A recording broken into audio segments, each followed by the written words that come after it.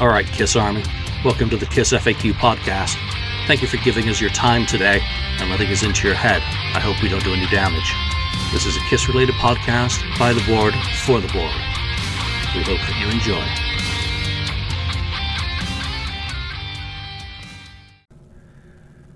Hello out there.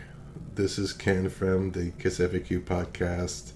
It's episode 419 today, and I have with me today Daniel. Greetings and salutations. And Marcus Almighty.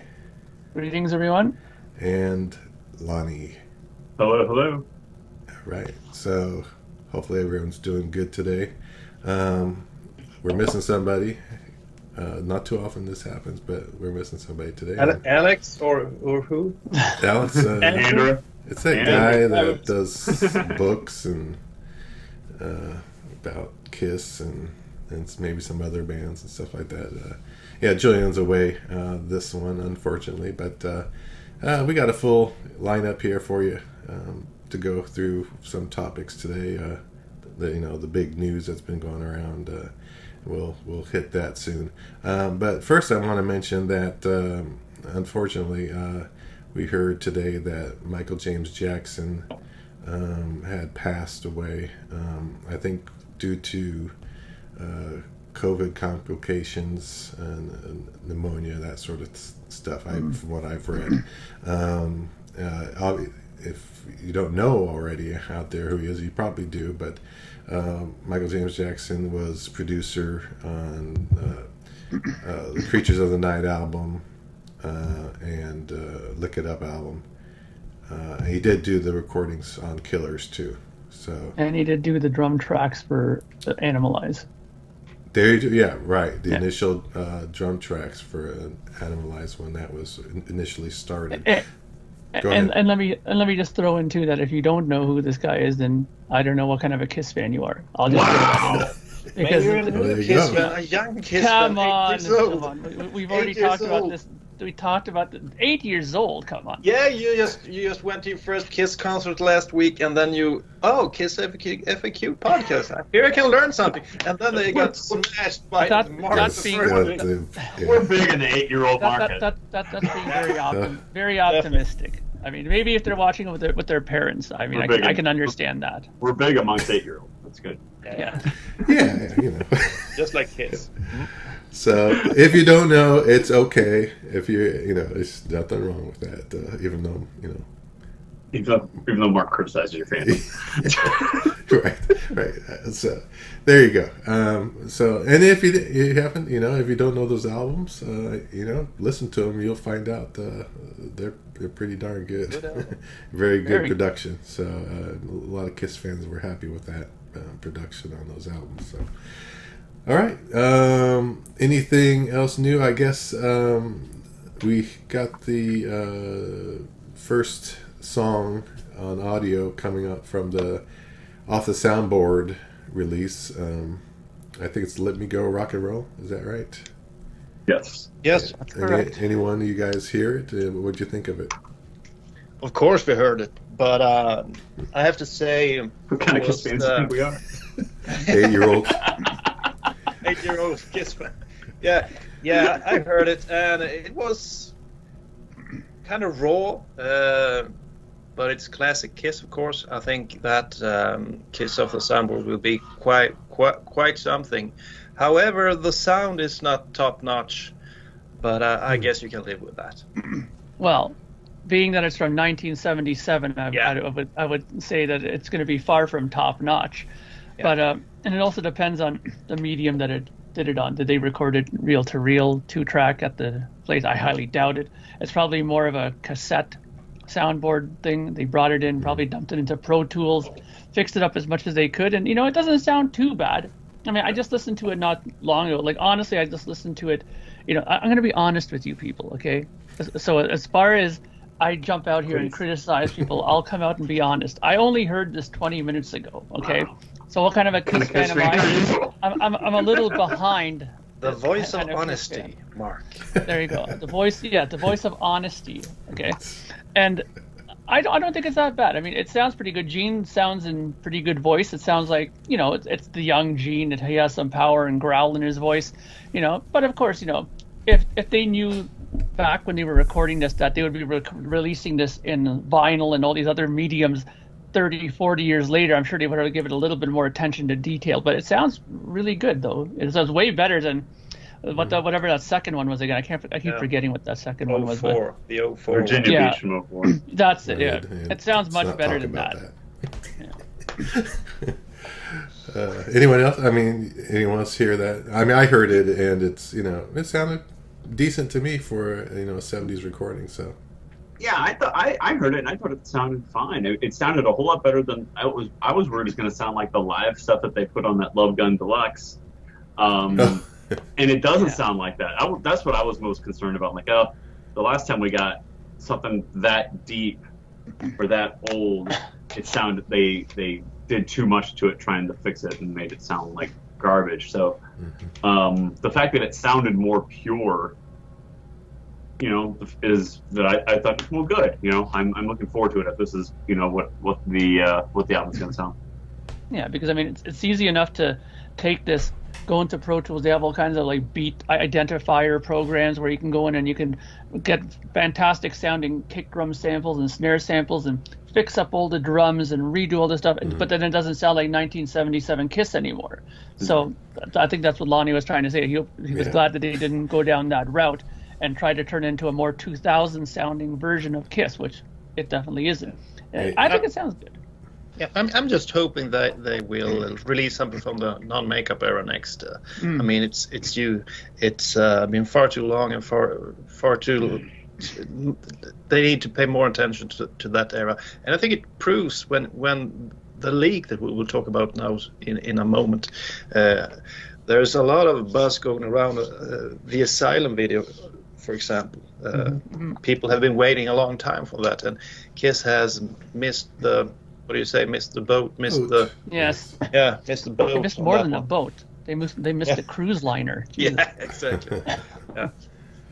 Okay. All right. Well, we have a while to wait for the rest of for the release. I think it's September or something like that, right? Is it August or September? September. It's September. Okay. For that, but I'm sure there'll be a couple more songs that we'll hear before that finally gets out. Yeah.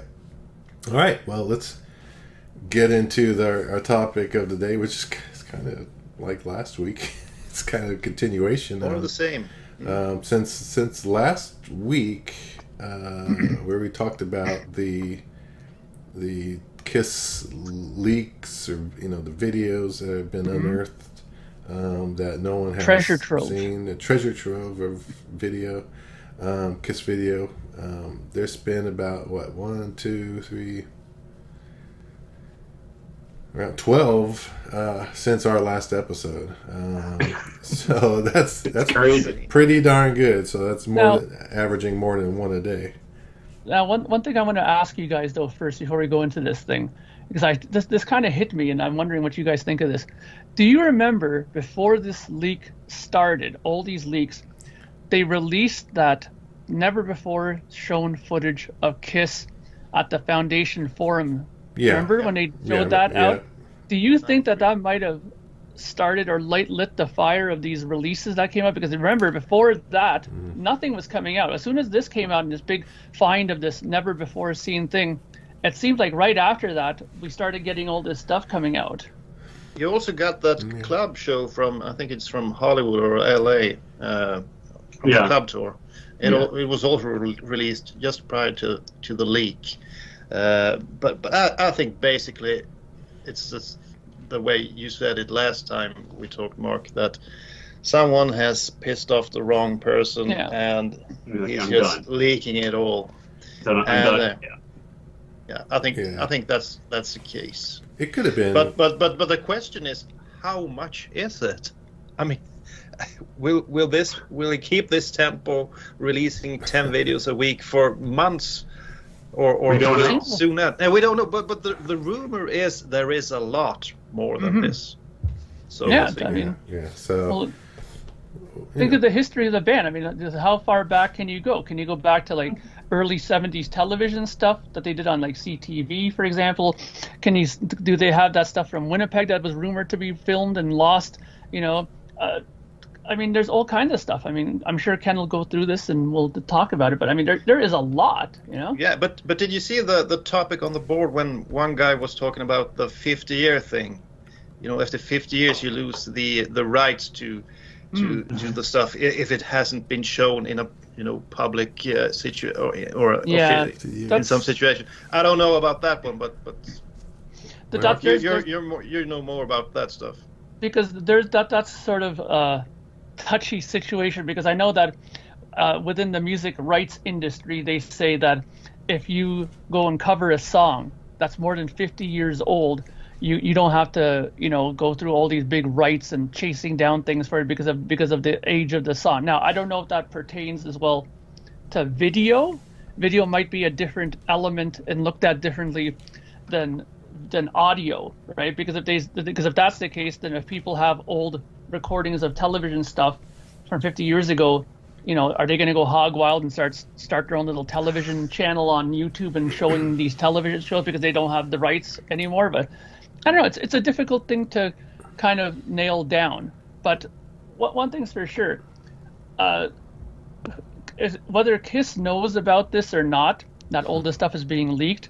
I'd say start watching all of this, because you never know. You never know what they could shut it all down, and that's the end of watching these things. But I hope it doesn't. I hope that they realize, you know what, we've not given the fans enough of the old stuff. Let's just leave it up there and something to make the fans happy. I don't think they think like Mark, that. You're starting to sound like Ken. Yeah. Too positive. But I think it can be a good idea to download the stuff and make sure you have it on your computer, because yes. I do think it will be shut down at one point, or somehow they will shut this. I mean, I've uploaded things to YouTube, and the rumor is as well that this Sam Loomis guy, he has been trying to upload videos that the videos have been denied. They have been taken down because of different rights. Yeah. So that's the rumor that's going around. So he might not be able to put everything up on YouTube, but there are other ways to get it on the internet, of course. And just one other thing about that 50-year thing, there might be something to it. I'm just thinking, when you said 50 years, I said, well, that's why Kissology 4 never came out. They didn't want to pay for anything, so they were going to wait for 50 years, the mark, before they could put all that stuff out, but whatever. I think that's what happened with the old Batman 66 TV series. It finally hit 50 years, and they finally released it shortly after, because all of those guest stars that were on that show, famous actors and stuff, there was just too much, licensing and stuff. And, it was just crazy. So I could see from too many. Yeah, I can see how that probably has something to do with 50 years. All right, well, let's get into it. I do have some, questions about these. I guess I'll just go through the videos that we had seen over the last period of time, last week since our last episode. So we had the KSHE Kite Festival. Released the video of that. Keishi Kite Festival. Was it Keishi? Oh, it's called Keishi. That's how they called it. Like K-San. Okay. You're showing you're not from St. Louis. Come on. No, I understand, because we had K-San here, right? But I didn't know it was Keishi. Okay, there you go. Keishi. And Passaic, New Jersey, with sound. Unseen Gene Simmons 78 in-store video. That's around solo album time. Kiss Asylum, never before seen video. That was a big one for us. Cobo Hall Night 1 Encores, which is another good one. Kiss Unmasked Rare Palladium news clip. People were hoping for a Kiss a Palladium show on video, but from what we understand, I don't think there is one. So that's about as much as we're going to get. Then there's the Shandy video music video outtakes, that raw footage. It was kind of, it's interesting. And then the 1992 Revenge Pro Shot, whereas we know Lonnie is a believer of that. It was a good day the other day. And Kiss Detroit 74, another really cool one. Kiss Academy of Music in 74, seeing the Bandit makeup in action. And Rare Atlanta in store, the whole group in 76. And then Cleveland 83 news clip around Creatures promotion time. So that's quite a lot. It's like it was 12 since our last show. And we talked about the other ones that came before this.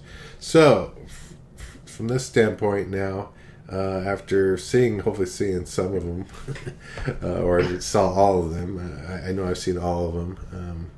At least not fully, maybe all of them, but at least a little bit of each one or more.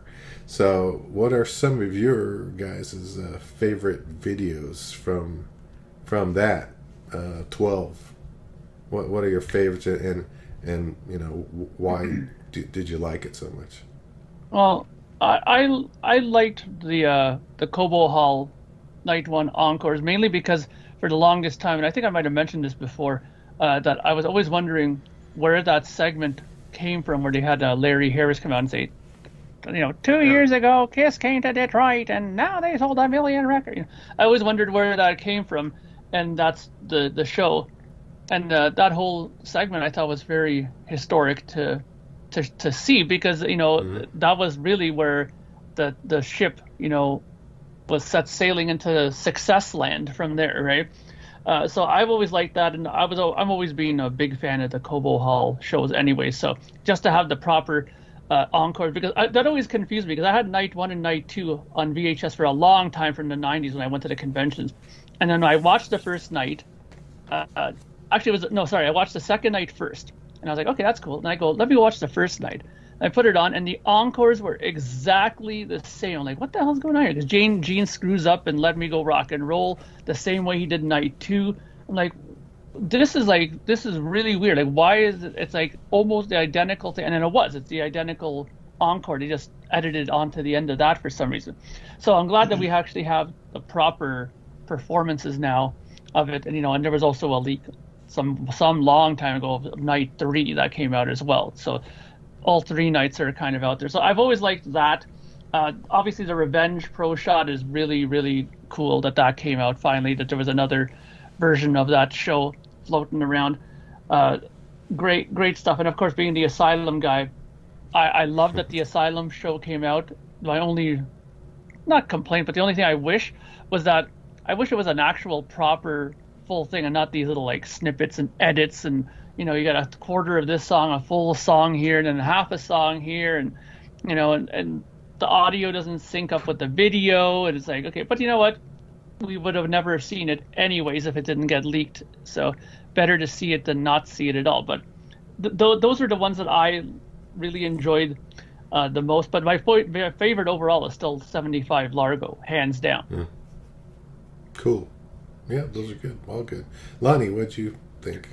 Well, obviously, I was excited when that Revenge stuff came out the other day. It was just like, I was like watching that Detroit video, but it wasn't the Detroit video. It was a different Revenge show Pro Shot. I was like, what in the world is this? I couldn't believe, what I was watching. It was, like just something just literally just dug up out of nowhere, and like, here it is, dropping it like first thing in the morning on me. I was like, this is unbelievable. This is my Kiss. This is, my tour of Kiss, Revenge Tour, the Statue of Liberty, the whole shooting match. It was just, I was blown away when I saw it. I really was.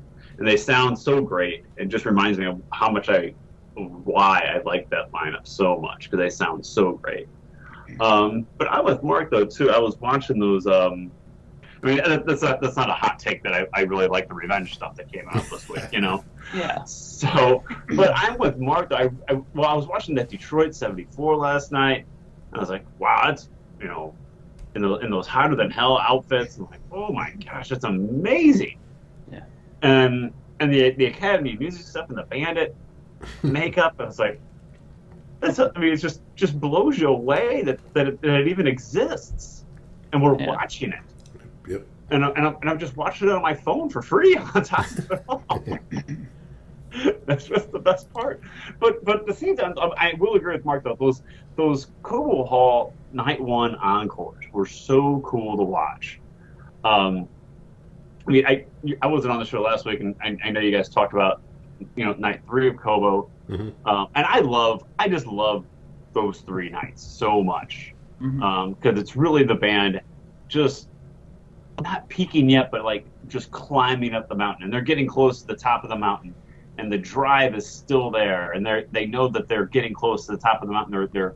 Their goal is almost achieved. Their dreams are coming true, and it shows when you watch those 3 shows, and Largo 75 as well, Mark. You can see it there as well. Yeah, you mentioned that, but watching those encores and like seeing those record presentations to the band, like because we've all seen, like Mark said, we've all seen that one clip, and I'm like, well, where is that? Why have I never seen that? And I'm so naive. For the longest time, I just thought Gene forgot the lyrics both nights in a row. I never figured, and it's not that unusual for Gene to forget song lyrics. No.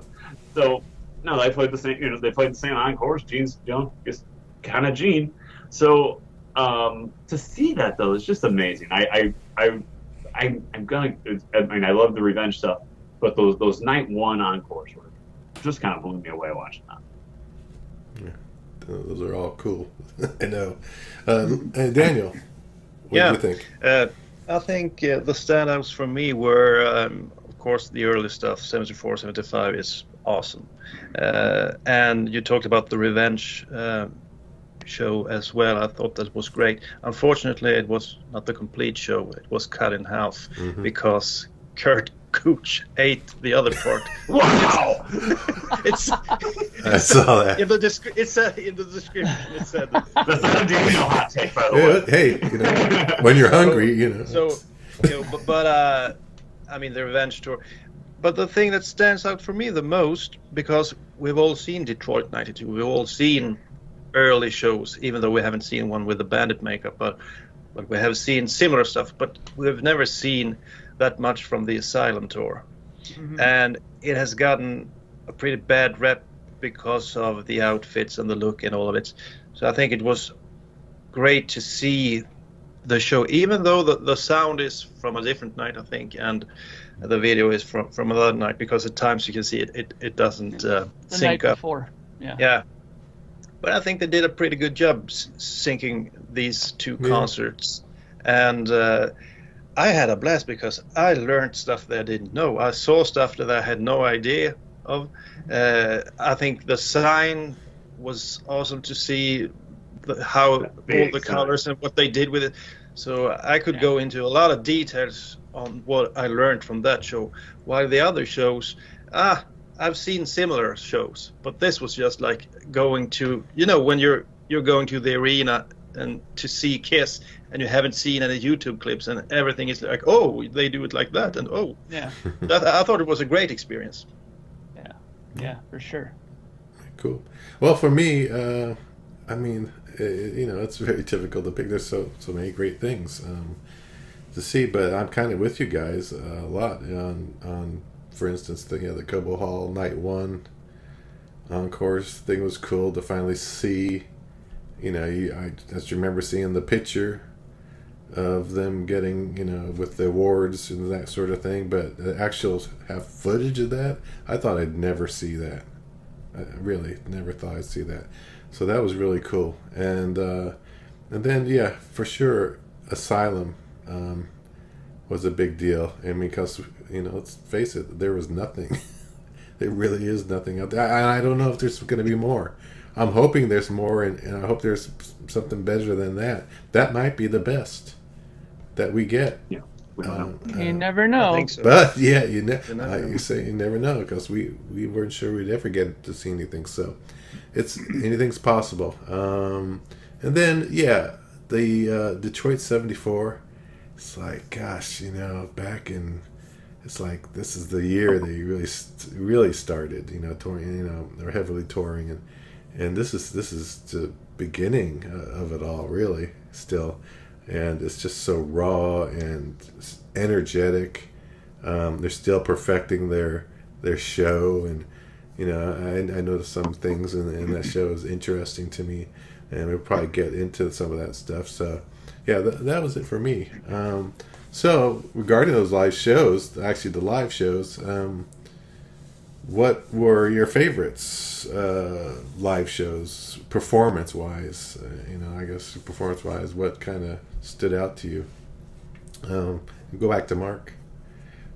Well, like I said, my favorite one out of the whole thing still is Largo 75. I thought maybe it's because it's the first thing that I saw, is the first thing that he kind of leaked out at first, and it was so shocking to see something from that time period, because I was so used to seeing just Cobo Hall from that time, and to see something that good and that perform that well. I mean, those guys were like fantastic on that show, just amazing stuff on that. So I'd always say that that's really probably the one that stood out for me overall from all of them. But if you're going to talk about the ones that were just released now, that came out, I really think that Asylum show is still going to be the one that's kind of the one I'm going to think back and go, wow, because for just probably the same reason that Daniel said, there's so little that we've seen from that tour, that anytime something happened in there that we didn't know about or was never talked about,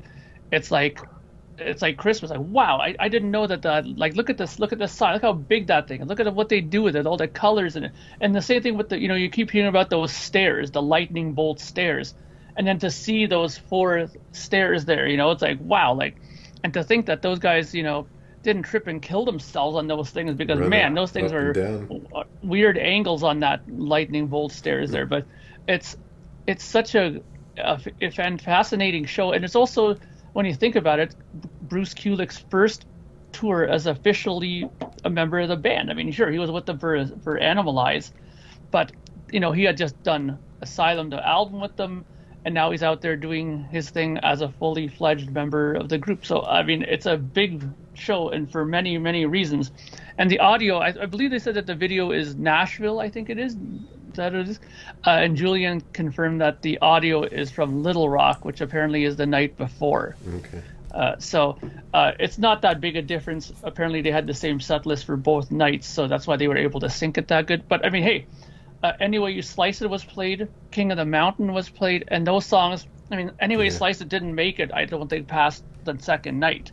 So having a performance of that in itself is like gold right there. Yep. Yeah, cool. Yeah, those are good ones. Yeah. So Lonnie, what were yours, or your live show favorite performances? The live show favorite performances. I love the way, and it's so predictable, but I just love that Revenge tour, and I love the sound when Bruce Kulick and Eric Singer play with Gene and Paul. Just about anything that I have or heard from that era, and I have a lot, just sounds so good to me. I love the way the 4 of them mesh together. And I love the way they interact and where they play on stage. And they're still, people, when I was in '92, my friends thought, well, Kiss, they're really old, but Look at them now. In comparison to other bands that were popular at the time, they were a few years older, but but you watch, they're still fairly young, and they run around quite a bit. They still have all that energy. They're not in the platforms running around, so they're really just like just in their street clothes running around, and they're so fun to watch. And Gene's very energetic. Oh yeah. And Gene's still very energetic, and Paul is, of course. Paul's always energetic and still is, but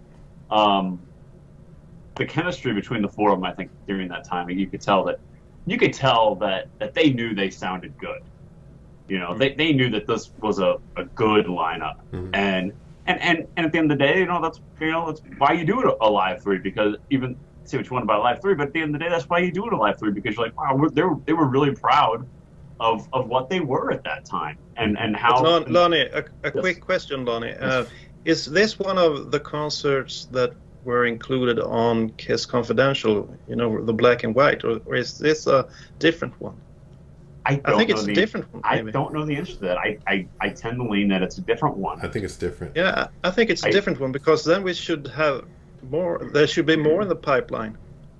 Correct. I think it's crazy to think about what else is to come. Let's just hope that there is whole lot more to come. Like, and this doesn't get shut down, because it's like Christmas every day, basically. So, but to me, it is that revenge stuff. It was just such a treat to see that, and I just love the way the band sounds. So, as far as a live performance go, it is. Even though I only got half the show, Kurt, it is definitely the winner for me.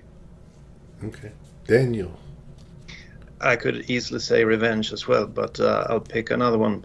But as Lonnie said, a great performance by the guys on that Revenge show. But I have to give props to Bruce. I thought he did a real good concert there. He was very energetic as well. I mean, he was just coming into his own by this time, and it's a great performance by Bruce as well. We can't forget that. But I'll have to go with Asylum, and I would like to talk a little bit about all the details that I didn't know. For example, Eric Carr, when the drum sets comes out, in my mind it was some advanced mechanics that pushed the drum set forward. But if you look closely at the video, you have this poor bastard pushing the whole drum set from behind, using all his strength in order to make it go forward. I thought that was kind of cool. I didn't know that. And as Mark mentioned, the lightning bolt stairs, I thought they looked kind of strange, to put it mildly, when I've seen pictures. But seeing them live and from the correct angles, they actually do look like lightning bolts. And you have to keep in mind that it's 85. So yellow lightning bolts must have been pretty cool back then. I thought they looked kind of cool still.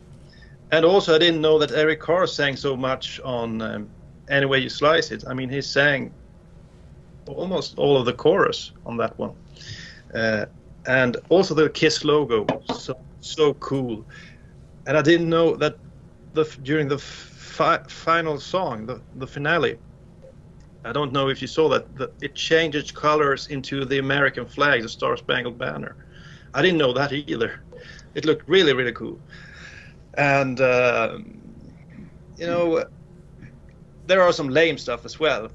I mean, what the heck? We've said it before, but seeing Gene in this outfit moving around, and I don't know, that wig stuff he has on his hair, it's too big, too much. It almost has a life of its own. It looks kind of silly. And he's stolen his grandma's necklace, and it looks just lame. But all in all, what a cool concert.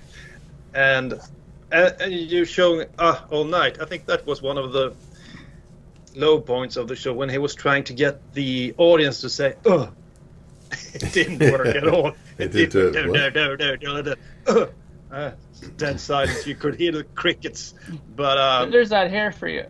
Yeah, that's the hair. That's a big wig. That's a lot of hair. Yeah, big wig. Good set of hair. Yeah. So Asylum, I have to go with Asylum. Okay. Well, I think for me, I think it goes back to again that I mentioned it earlier, the 74 show, and a couple of things I noticed about that too. It's so raw and stuff, but when they're playing She, hearing those guitar fills that Ace was doing, I was like, yeah, what is he doing? He's playing these totally guitar fills. Yeah. I was like, man, it's not on the album that way. It's not. I never heard it. I don't remember hearing it live that way. It was interesting. Obviously, they got rid of it, but they were doing it at that point. It was like, wow, that's really interesting. It's like I never seen that before. And then the other deal is at the end of the show, or where they're. I guess it was just the end of, because it's kind of edited, this show, right? It's in pieces.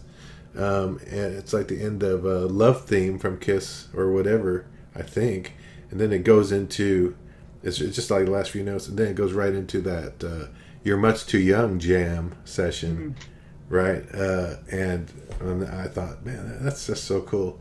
I almost wish they would do something like that. I mean, that's the most, and Mark would say, probably the most progressive Kiss ever got, as a band, is when they did that, little jam at the end. It was just crazy, and Peter Criss was just pounding away at those. I mean, you could see the drum shaking and everything. I mean, he's just so energetic on it, and it was just, I don't know, it's just so cool. I always liked seeing the real old stuff. It's like when Winterland, first came out, that's a way back. It's like, man, it was just so like, wow, this is just so cool, in their infancy kind of thing. So, yeah, that's what I liked from that. So, moving on,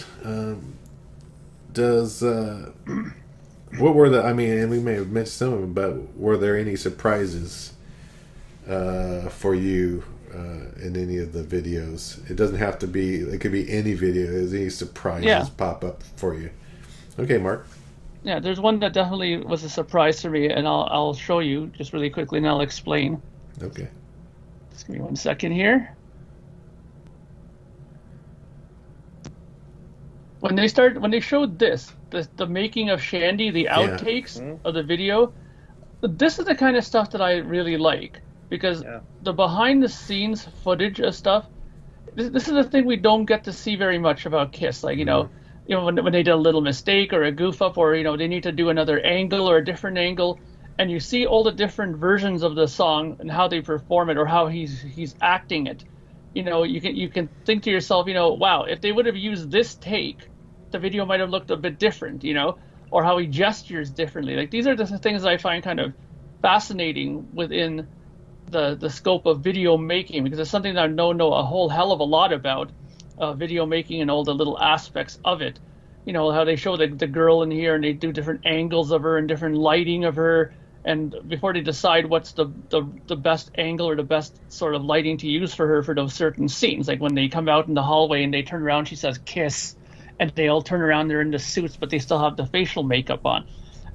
I've always liked that sort of thing, and then this too, like when they're showing this whole, the whole taking off of the costumes, you're thinking to yourself, well, why are they filming that? But then you remember in the video they show a little quick edit of them getting out of their costumes into their street clothes.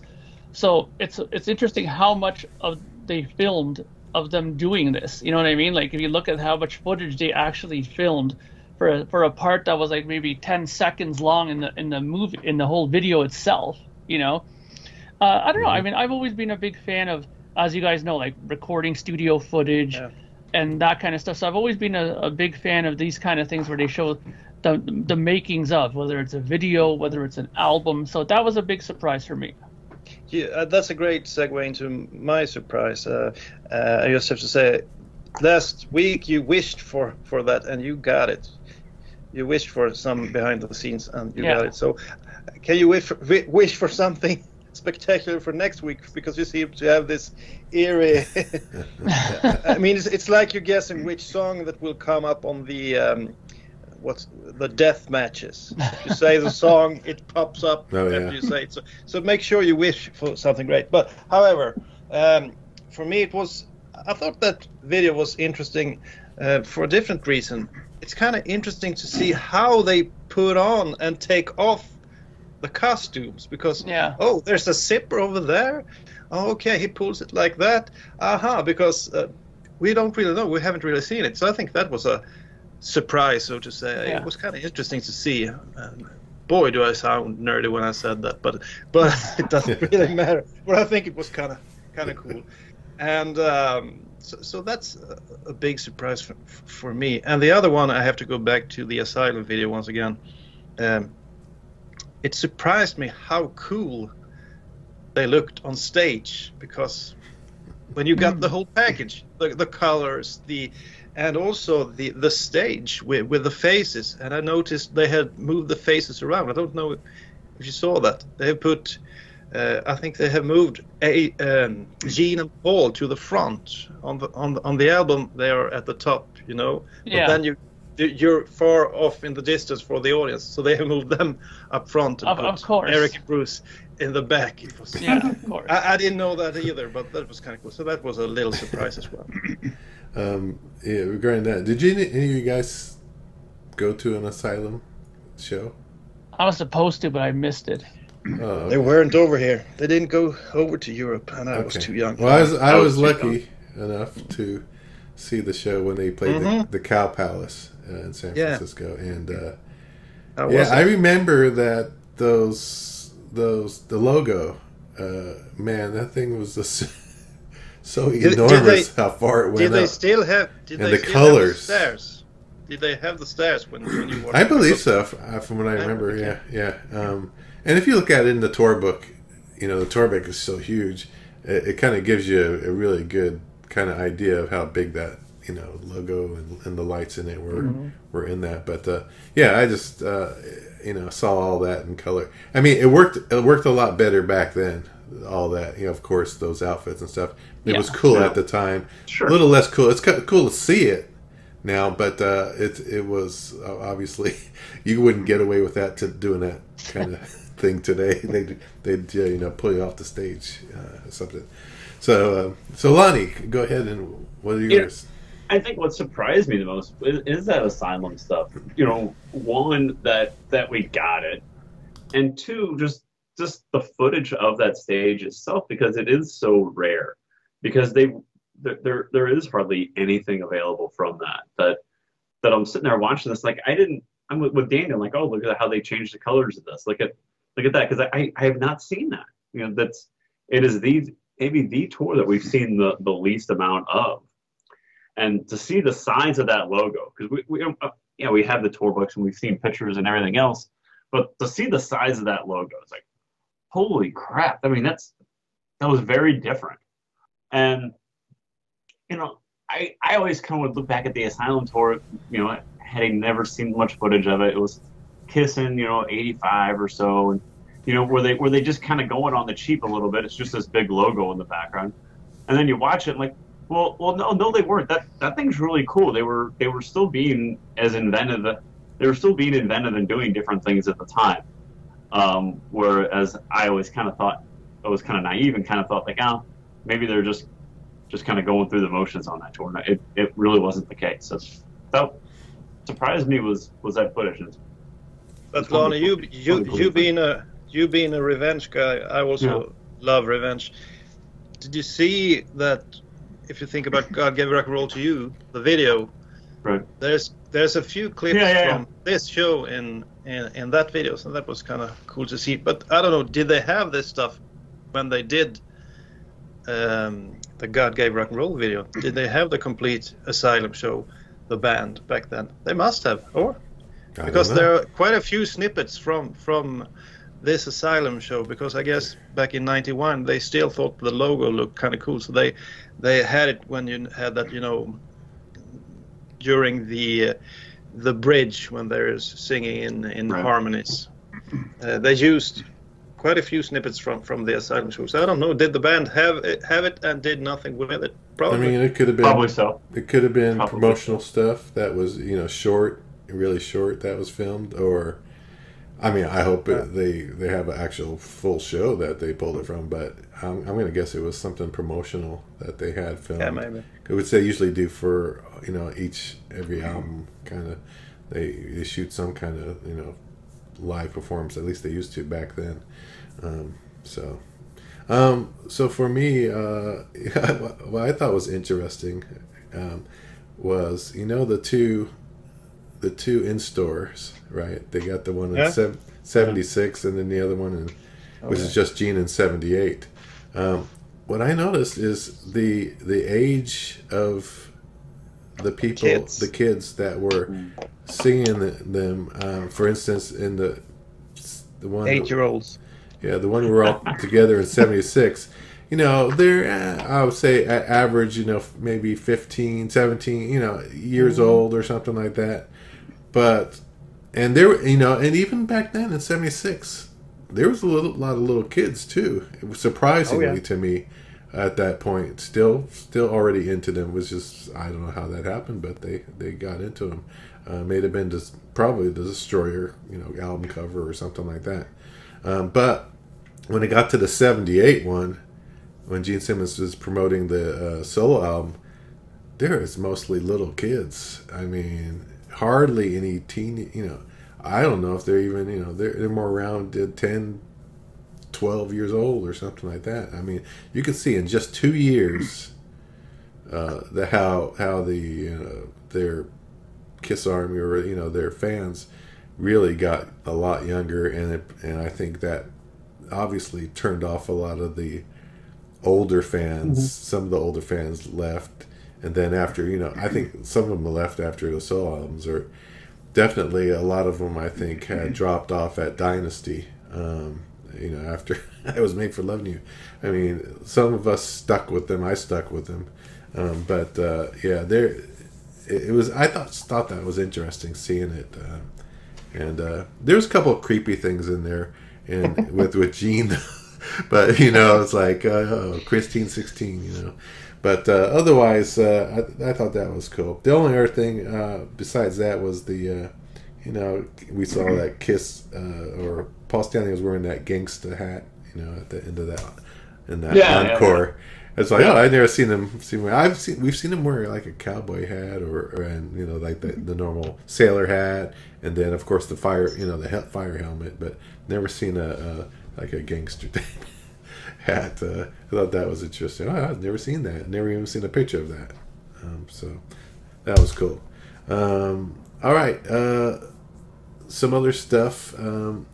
Now, having looked at some of this stuff, seeing it, does the lack of the quality of the videos or even the sound, I guess, sway you overall in your opinion of any of them? Or does it matter really at this point? Well, I mean, look, some of the stuff is really old. I mean, we're talking like 50 years or over 40 years for sure. The fact that it's survived in decent enough condition to show it is a miracle in a lot of ways if you think about it. In a lot of ways, though, I'll tell you one thing, though. I'm a little bit surprised that we don't have more footage that's of better quality, and I'll tell you why. Bill Aucoin is a television guy. He was a television man. Television was his thing before he joined up with Kiss, and he implemented television early, or video very early into the whole band thing. He was filming their rehearsals so they could watch it when they were done to improve their stage performances. He did those filmings of those rehearsals when they did the Destroyer tour, and they did the rehearsal footage for '76 as well. And a lot of that stuff was pretty good quality of that stuff. I mean, sure, it was just one camera in the back, so we didn't get some fantastic close-ups. But overall, I think some of the quality is pretty good. I mean, most of it is actually pretty good. I'm just surprised that there isn't more good footage, and maybe there is. Maybe you haven't seen it yet, because like I said, Bill Aucoin knew television. He knew that end of things. So I'm pretty sure that there is probably still somewhere some really good footage in there. But then again, of course, it's just like audio. If you have to make sure that you store it properly, you have to make sure that you put it in a place where it's not going to get degradation happening to it. Like a good example of that is look at the Frank Zappa vaults. He kept that in, great condition. He kept everything, air conditioned and dehumidified and stuff like that, so that nothing got effed up. And even still then, some of the tapes naturally degraded or stuck and had to get baked. Whether the video is the same way, I'm not 100% sure of the medium. I know they have 1-inch tape for film as well. So maybe it's the same way. Maybe it doesn't degrade the same way. Who knows? But, if they were to keep it in good condition, we should have a lot more to see. But that's the problem with sometimes having collector people who don't know about this stuff having it. Yeah, dude, look what I got in my closet up in the attic here. Like 10 pounds of dust on it, and then they expect it to look perfect, and it doesn't, right? So there's a lot of factors, but I'm not too disappointed. I mean, I think even the bandit footage that was shown, even though it's a little difficult to see it, I still think it could be a lot worse, believe me, than that footage. So I think that I'm pretty happy overall with what we've gotten. Yeah. Well, I think to quote Paul, it's like winning the lottery and complaining about the taxes. There you go. I mean, I'm just happy we get stuff. Furthermore, as a longtime Kiss fan, you're pretty used to watching bad quality video. I mean, all of us have been chasing these bootleg videos for decades and watched them over and over again. I can remember watching one from Cardiff '92 because we talked about the Revenge tour, and I really liked the short stint they did in Europe. They only played the UK with the Hot in the Shade tour, but a new set list, better set list in my mind, and the new Image. I think that tour was great, and I got a hold of a bootleg from Cardiff, and I played that over and over again. And I guess if you have some imagination, it's not that big of a problem, because when you're a kid watching this, you're there, you're drawn into it, and you can see it clearly, even if it's a bad quality video. So, but I guess people are different. Some people are really audio guys. I mean, they must have good audio in order to appreciate it. And then, yeah, Mark might be one of them. And then it's more difficult to like it. But I don't know myself. It's a mix. But I hear it. But then I like go into the, my fantasy world, and I enjoy it anyway. But one thing I can say about the quality, I think some of the uploads have been done in a lower quality. You can upload them, HD or 720 or 720, and some have been uploaded in lower quality. I don't know the reason for that, because you can still, even if you have a bad quality video, you should put it up in at least 720. But it's been uploaded in lower quality. I don't know the reason for that, but that's not too good. Yeah, Lonnie. Yeah, Daniel's right. I mean, it's like winning the lottery and complaining about the taxes, to quote Paul. I mean, we're getting this stuff and we're getting it for free. Is it perfect? No. But the fact that we're getting these things and they're just hitting our phones every few hours, it seems like sometimes. And, oh, look, here's this. I never thought I'd see this. And is it perfect? No. But I'm not going to complain about it at all, because it's stuff that we never thought we'd see. Stuff that we didn't even know existed, a lot of it. And to sit here and complain about it, I think is just isn't right. No, there are people out there that I know, as you know, unfortunately. But yeah, I'm with you. There's no reason to complain about it. They are what they are. We're lucky to see any of these at all by chance. I mean, we may have never seen them had someone not pissed off someone else or whatever that happened. So from that standpoint, I'm just very happy to be able to see or even hear some of these things. As for the is there significant or the importance of these videos as related to the Kiss's legacy? Do these affect their legacy at all? Does it help their legacy, or is it really just for the most part their legacy is set and there's nothing more to be proved or anything? Mark, what do you think? These videos, if anything, I think it would probably help it. I mean, they already have a solidified legacy, I think, in my mind. I mean, they were, for a while, they're the biggest band in the world, period, right? And, just like every other band that goes through that stage, they're at the top, and then somebody else goes on top, and then the continues and continues.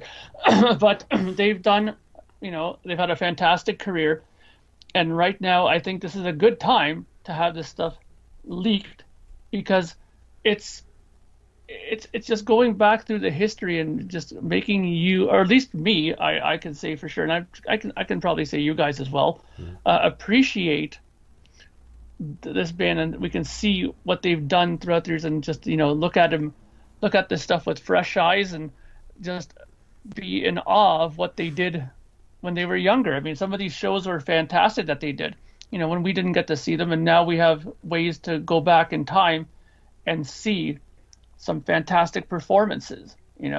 I think that if anything, it's going to help, like what Daniel was saying earlier, that, the younger generation that's now starting to get into Kiss, the 9 and 10-year-olds who maybe, found a Kiss record in their dad's collection or their mom's collection or something, and now are going, hey, what the hell is this? Now this is the generation that knows all about YouTube and TikTok and all these things.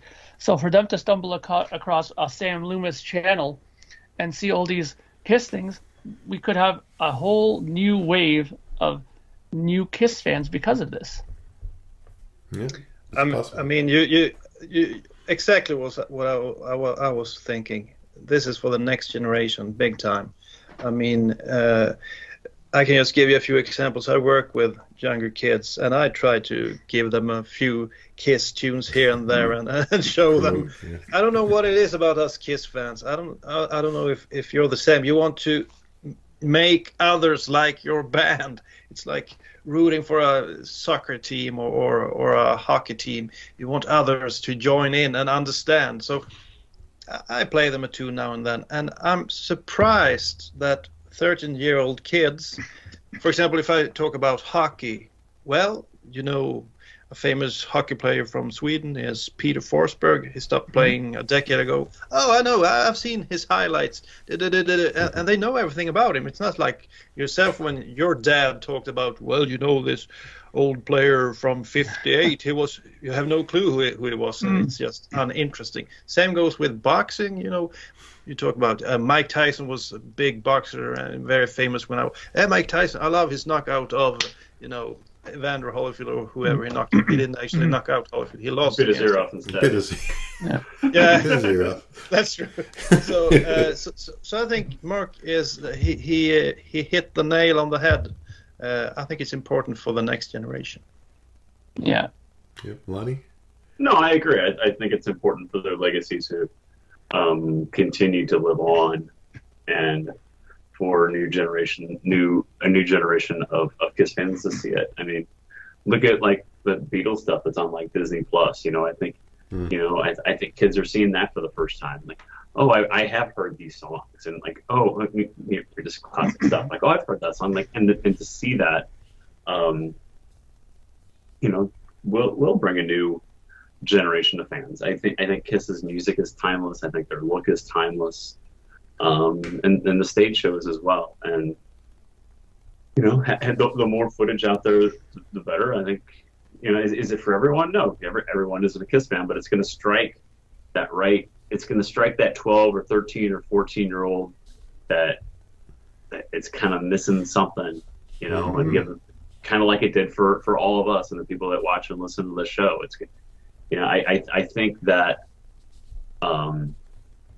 that raw intensity and the message in their music, and it'll strike. It has struck kids since 1974, and it continues to do so. And where do kids go for music now? Well, streaming services and YouTube. Mm-hmm. There's a lady at my work. She doesn't subscribe to Spotify or anything like that. She just is on YouTube on her phone all day. Just plays just listens to her music just off of YouTube.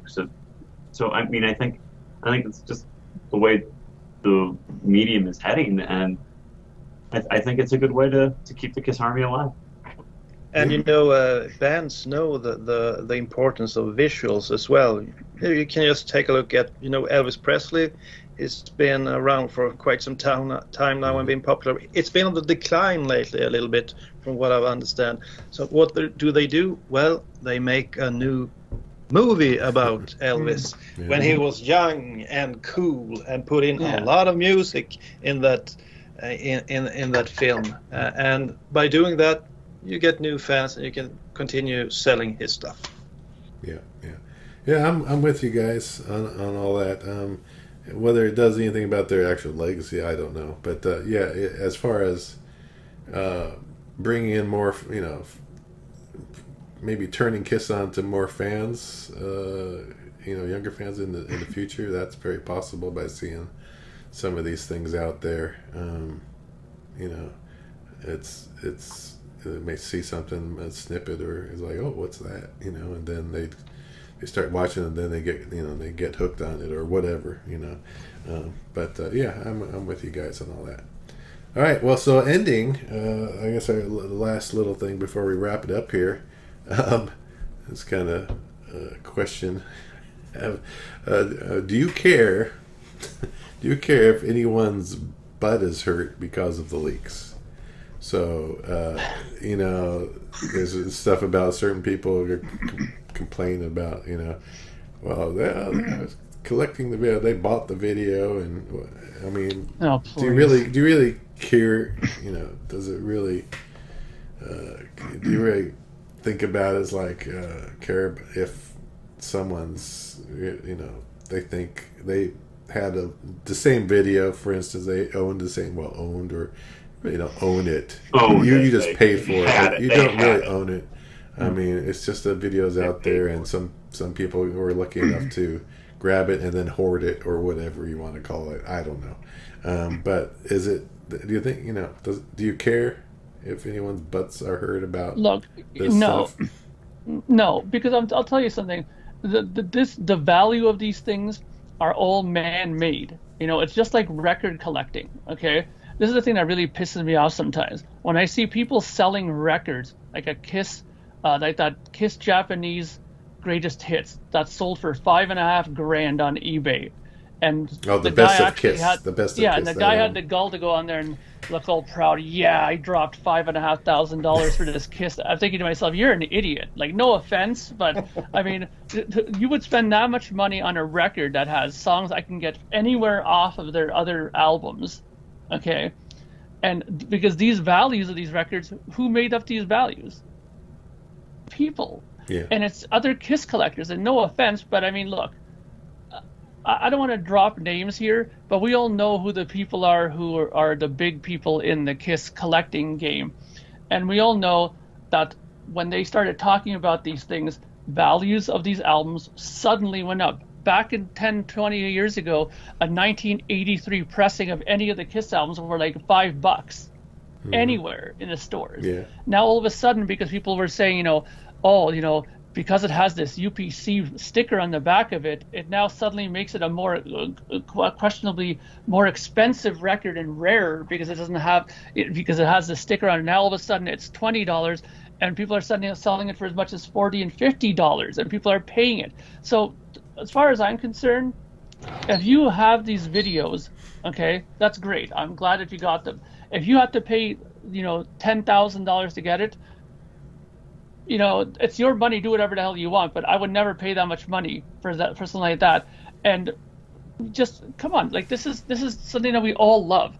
If somebody decided finally to share it with the rest of us, I'll tell you what happened. You made a lot of Kiss fans happy. Now, in a community where we hear nothing but bitching going on and people complaining about this and that about Kiss, I've heard no negative comments since this has come out. This is the first time in a long time I have heard nothing but happiness and praise in the comment sections for a Kiss related thing. Sorry, that was my kind of 25-cent, soapbox rant, but yeah. I really don't like that kind of attitude with this, because I mean that the reason why these things are expensive, we have nobody to blame but ourselves, because number one, we're paying for it, and that's why the prices keep going up. And number two, if they weren't that expensive, maybe more people could have enjoyed it earlier. Triple that. Yeah. So, Lonnie, what do you think? No, I don't care. I mean, that's the risk you take. That's the risk you take when if you're going to pay that kind of money for a video, for footage. That's your risk you take. I'm the only other. I bought it from somebody, and I'm the only other person that has it. Well, it turns out there may be a few of those instances, but that's the risk you take, that it's never going to come out, and I have this now.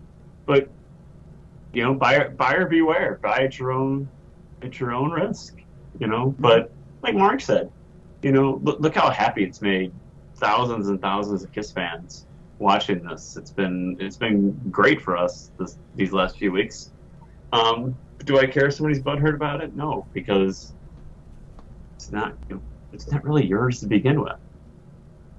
Yeah. At the end of the day. Yeah. So I don't feel sorry for anybody. Daniel, what you got?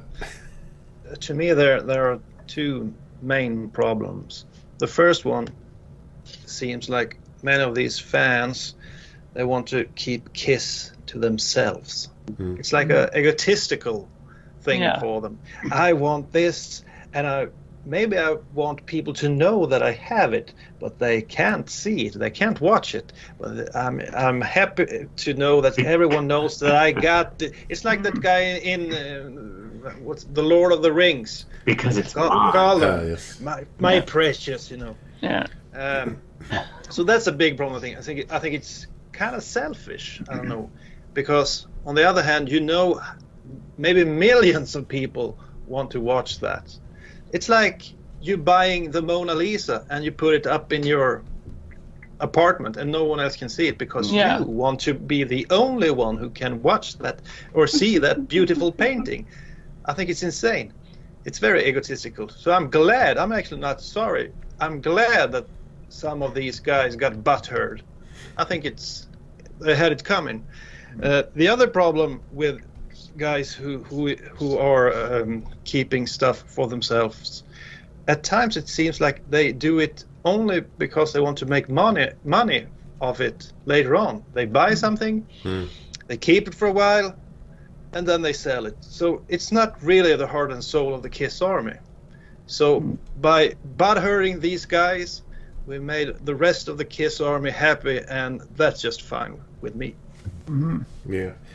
Yeah, I mean, I agree with all you guys. For me, if you buy someone and someone tells you, okay, yeah, you're the only person that I've sold this to. Here, I'm going to give it to you. No one else. It's just going to be you and me have this. Well, you know, again, like Lonnie said, buyer beware. You know, this guy, if someone's greedy, they're going to go out there and they're going to go, oh, I got this much mail.